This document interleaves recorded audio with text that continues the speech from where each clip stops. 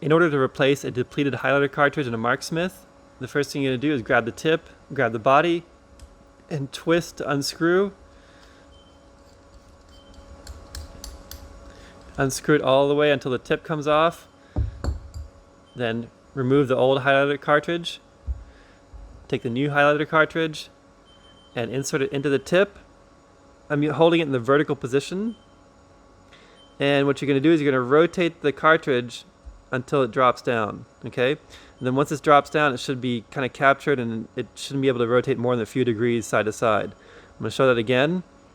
So when I put the cartridge inside the tip, set it down in there, rotate, and then it drops down, okay? If by chance you already have it in the position where it's dropped down, then you can just test it and it shouldn't rotate more than a few degrees, okay?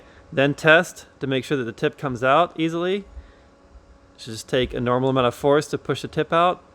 If you are in the wrong position, I'll demonstrate that, you can't push the tip out. It would take an extraordinary amount of force to be able to push that out. So you have to make sure you're in the right position and the tip will come out easily.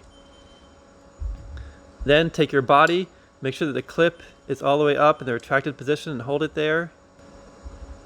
Slide it over the cartridge and then screw the tip on, all the time holding this in the upright position, like this.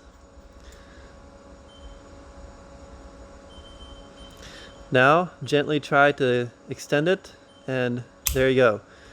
Now, if the chisel tip is in a position such that the clip is facing your hand and you don't want it that way, then you just have to take it apart. You take the cartridge, pull it out, twist it 180 degrees, and then drop it back down. Make sure it's locked in place.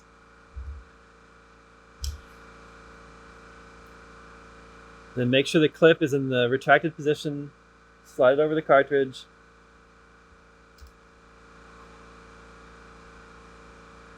And hold the marker always in the upright position while you're screwing the tip back on.